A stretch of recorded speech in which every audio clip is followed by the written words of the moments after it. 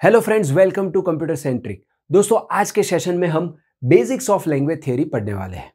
दोस्तों, introduction to theory of computation session में मैंने आपको बताया था कि इस सब्जेक्ट में हम कुछ ऑटोमेटा और कुछ लैंग्वेजेस को समझने वाले हैं। फॉर्मल लैंग्वेजेस को समझने के लिए उसका बेसिक समझना बहुत जरूरी होता है, तभी हम आगे की चीजों को समझ पाएंगे। तो आइए देखते हैं बेसिक्स ऑफ लैंग्वेज थ्योरी।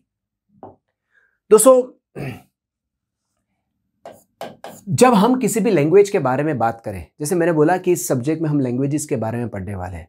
किसी भी लैंग्वेज के बारे में बात करें, किसी भी लैंग्वेज को डिफाइन करने के लिए सबसे जरूरी चीज क्या होती है, सबसे फंडामेंटल चीज क्या होती है?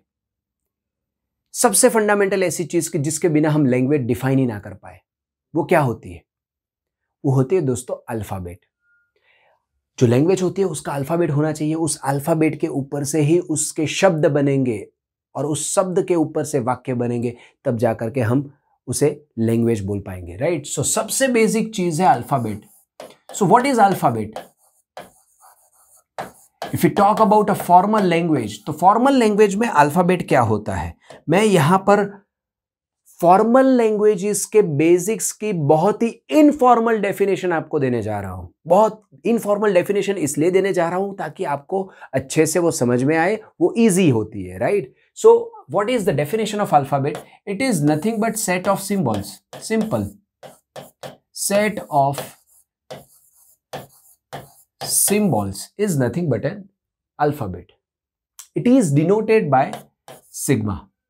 अगर आपके पास अगर आप एक से ज्यादा अल्फाबेट को डिफाइन करना चाहते हो, then you can have subscripts like sigma 1, sigma 2 in that way. If I want to give example, then I can say, let's say my sigma is AB। If you talk about binary language, तो binary language का alphabet क्या होता है? Binary language में सिर्फ 0 और 1 ही होते हैं। So that is the alphabet of binary language, set of symbols, right? So the alphabet for binary language is 0, 1. If we talk about octal language, then the alphabet for octal language is 0, 1, 2, that is up to 7. My alphabet can be, let's say, A, 0, B, 2, something like that. So this is the set of symbols which is called alphabet. Right? और alphabet के ऊपर से ही हम बनाते हैं strings. तो next चीज क्या होगी? स्ट्रिंग्स। क्या होती है strings?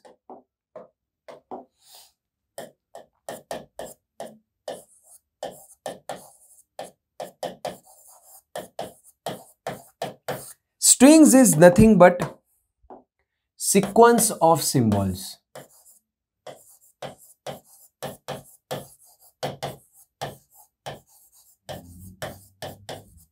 String is nothing but sequence of symbols. और स्ट्रिंग को डिनोट करने के लिए हम यूज करते हैं small x, small y, small z, ये लेटर्स। अगर मैं आपको एग्जांपल दूं, तो मान लीजिए दोस्तों, मेरा अल्फाबेट है 01, राइट? मेरा अल्फाबेट है 01। तो इस अल्फाबेट के ऊपर से मैं स्ट्रिंग क्या क्या बना सकता हूं? For example, my string x could be 001, my string y could be 101011, my string z could be 1101, right? तो इस अल्फाबेट के जो सिंबल्स है, उन सिंबल्स को सीक्वेंस में रखे हम, राइट? तो जो मिलता है उसे हम क्या बोलते हैं? स्ट्रिंग। बहुत ही आसान चीज है, राइट? नेक्स्ट है दोस्तों length of a string.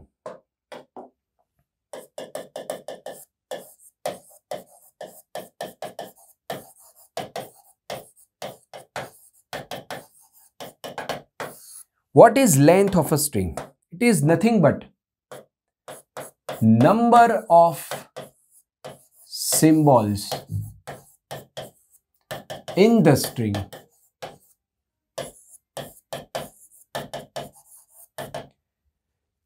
length of string is nothing but number of symbols in the string, right?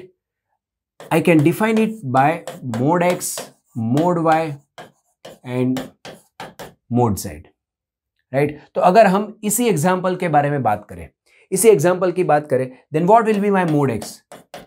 Number of symbols in the string. तो यहां पर ये जो एक्स है, इसमें कितने सिंबल्स है? 1, 2 और 3। So my mod x will be 3। If you talk about this string, number of symbols in the string, यहां पर इस स्ट्रिंग में कितने सिंबल है, 1 2 3 4 5 और 6, सो मोड y विल बी 6। अगर मैं इस स्ट्रिंग की बात करता हूं तो यहां पर आप देखें इसमें कितने सिंबल है, number of symbols are 1 2 3 and 4, so mod z will be 4। So length of string is nothing but the number of symbols in that string. अब दोस्तों इसमें एक बहुत ही स्पेशल स्ट्रिंग आती है,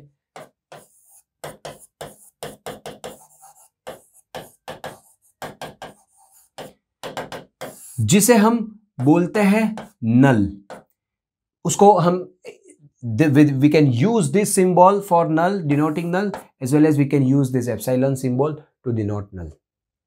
Null is a string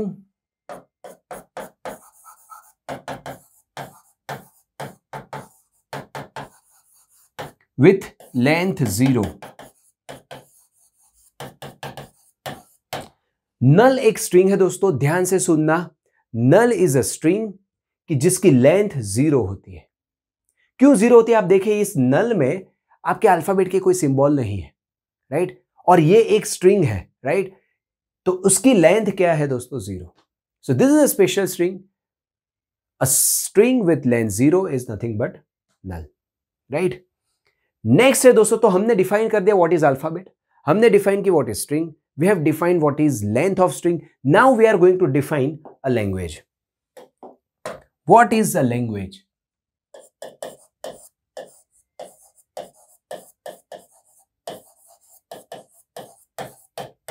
language is nothing but, once again I am telling you दोस्तों, मैं यहां पर आपको इनफॉर्मल डेफिनेशन दे रहा हूं, मैथमेटिकल डेफिनेशन नहीं दे रहा हूं, आपको बहुत ही आसानी से आपके दिमाग में फिट हो जाए, आप समझ पाओ, ऐसे डेफिनेशन दे रहा हूं। What is language? Language is nothing but set of strings, simple set of strings defined over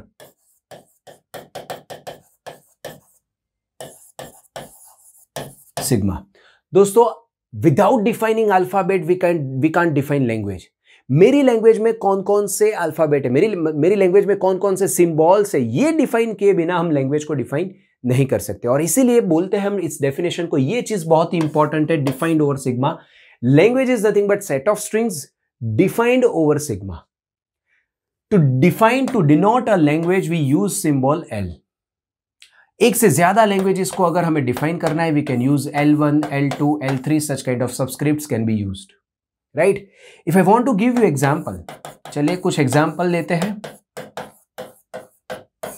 मान लीजिए दोस्तों मेरा अल्फाबेट है, my alphabet is let's say AB, right, and I am defining a language, language L1 is equal to set of strings which starts with A। अब देखिए दोस्तों, यहां पर लैंग्वेज क्या डिफाइन की गई, सिग्मा इज AB, मतलब मेरी लैंग्वेज में जो स्ट्रिंग्स होंगी उसमें A और B सिंबल्स होंगे, ठीक है। अब इस लैंग्वेज L1 क्या बोलती है, set of strings which starts with A। अब दोस्तों ये जो सिग्मा AB है, इस A और B के कॉम्बिनेशंस लेकर के आप infinite number of strings generate कर सकते हो। There can be infinite number of strings which can be generated using combinations of A and B। लेकिन उनमें से कौन सी स्ट्रिंग हमारी लैंग्वेज में होगी, हमारी लैंग्वेज में ऐसी स्ट्रिंग्स होगी जो A से शुरू होती है, ठीक है। तो सबसे पहले आए देखते हैं, चेक करते हैं, सबसे पहले 0 लेंथ वाली जो स्ट्रिंग है नल, क्या वो हमारी लैंग्वेज में हो सकती है? अब दोस्तों नल जो स्ट्रिंग है, this null is not starting with A, so this string cannot be in our language, ठीक है। तो अब आए एक लेंथ वाली स्ट्रिंग के बारे में बात करते हैं। एक लेंथ वाली 2 स्ट्रिंग यहां पर पॉसिबल है, एक तो A और एक है B। तो since A is starting with A, it will be in my language, but B is not starting with A, it will not be in my language। फिर 2 लेंथ वाली स्ट्रिंग की अगर बात करें तो AA, AB, BA, BB, तो उसमें से AA और AB A से शुरू होती है, तो वो मेरी लैंग्वेज में होगी AA, AB। And similarly if we make a list, तो AAA, AAB and such kind of infinite strings can be there. ये सारी स्ट्रिंग ए से शुरू होगी और इसे हम बोलते हैं दोस्तों लैंग्वेज, राइट। इट इज, आप देखें, it is nothing but set of strings. So this is language, right. Let me give you another example. चलिए, मेरी लैंग्वेज है language L2 is, let's say, palindrome strings.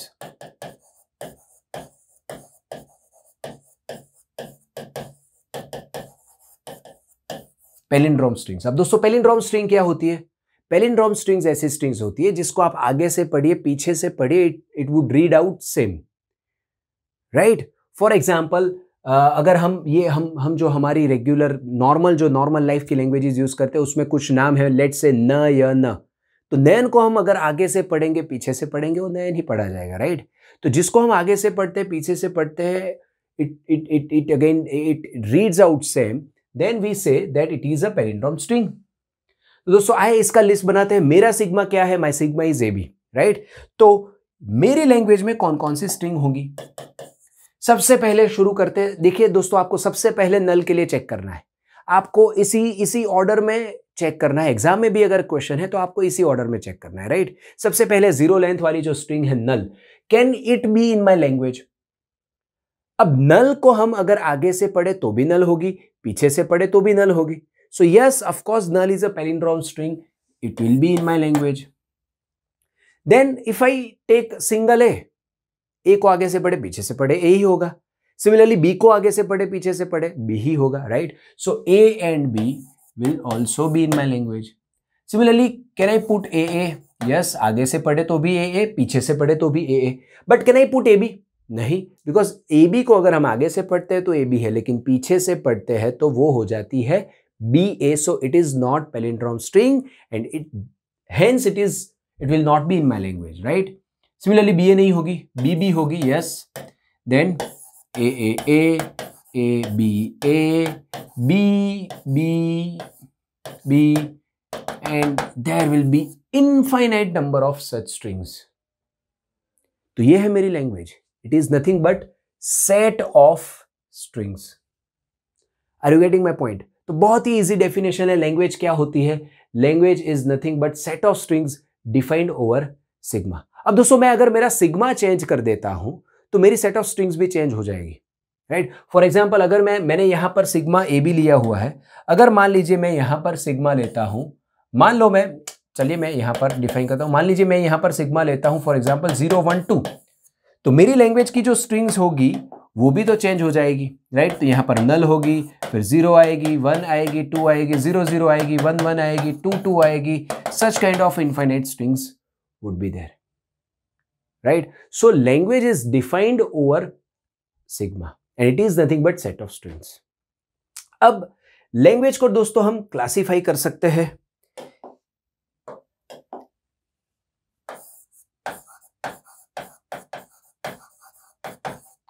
दोस्तों लैंग्वेज को अगर मुझे classify करना है then there are mainly 2 classes. One is empty language and second is non empty language. Empty language क्या होती है? एम्प्टी लैंग्वेज ऐसी लैंग्वेज है कि जिसमें कोई भी स्ट्रिंग नहीं है, there are no strings at all, right. So no strings at all.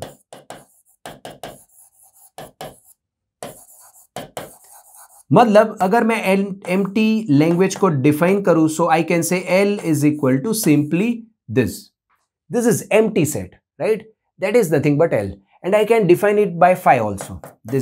I will use this phi symbol to define if language does not contain anything. अगर मेरी लैंग्वेज में एक भी स्ट्रिंग नहीं है, वो टोटली खाली है, तो उसे डिफाइन करने के लिए हम फाई यूज करते हैं। दोस्तों काफी सारे स्टूडेंट्स को नल और फाई के बीच का डिफरेंस समझ में नहीं आता है।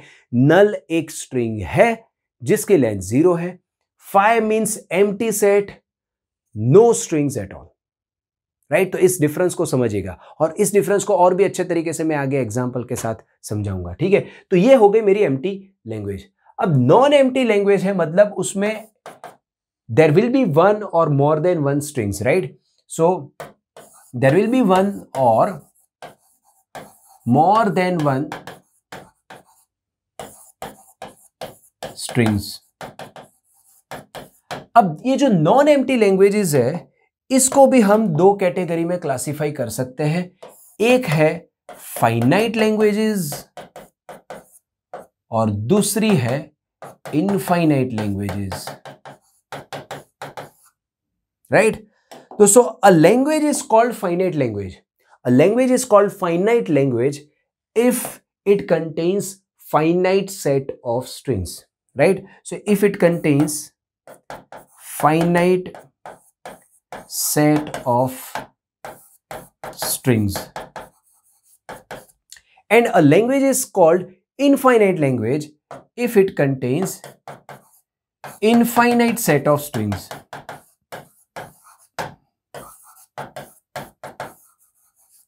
ठीक है, तो ये बात आपको बहुत ही अच्छे तरीके से समझ में आ गई होगी। एम्प्टी लैंग्वेज जिसमें कोई स्ट्रिंग नहीं है, इट इज एम्प्टी सेट, और इसे डिफाइन करने के लिए हम बोल सकते हैं phi. Non empty string, if your language contains one और more than one strings, then it is non empty language. It can be further classified in two ways, one is finite, second is infinite. अगर आपका set finite है, if there are finite set of strings in your language, then it is finite, otherwise it is infinite. अब हमने जो यहां पर examples देखे, अगर इन एग्जाम्पल के बारे में बात करते हैं, पहली language set of strings which starts with A, whether this language is finite और infinite. This language is infinite language, ये इनफाइनाइट लैंग्वेज है। Similarly if you talk about this language palindrome strings, तो ये भी इनफाइनाइट लैंग्वेज है। क्यों infinite है? Because there exist infinite number of strings, right? यहां पर भी there exist infinite number of strings. अगर मुझे फाइनाइट लैंग्वेज को डिफाइन करना है, तो मान लीजिए मैं एग्जांपल देता हूं आपको कि मैं लैंग्वेज को डिफाइन करता हूं, मान लीजिए मेरा सिग्मा है AB, और मैं लैंग्वेज को डिफाइन करता हूं set of strings which starts with A, having length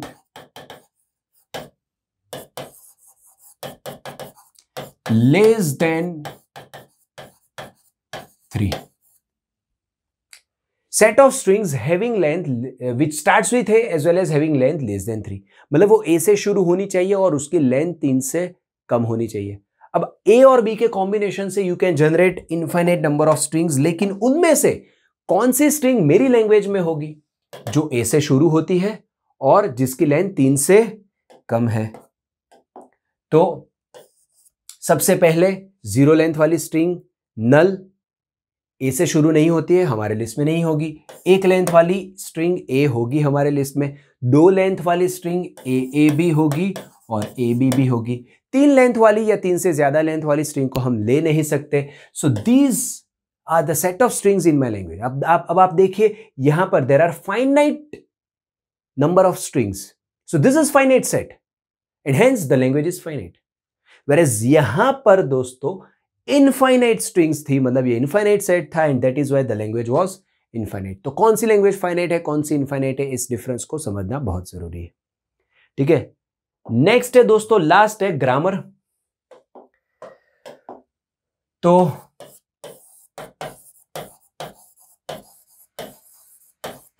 grammar क्या होता है? Grammar is nothing but set of rules which language must satisfy. Grammar defines the set of rules की जो लैंग्वेज को सेटिस्फाई करने होते हैं। हर एक लैंग्वेज के अपने ग्रामर होते हैं। रेगुलर लैंग्वेज का ग्रामर है जिसे हम बोलते हैं regular grammar, context free language का ग्रामर है जिसे बोलते हैं कॉन्टेक्स्ट फ्री ग्रामर, और अनरिस्ट्रिक्टेड लैंग्वेज का भी ग्रामर है जिसे बोलते हैं अनरिस्ट्रिक्टेड ग्रामर। इनके बारे में हम डिटेल में पढ़ेंगे। अभी के लिए आप दिमाग में रखिए that grammar defines set of rules for the language.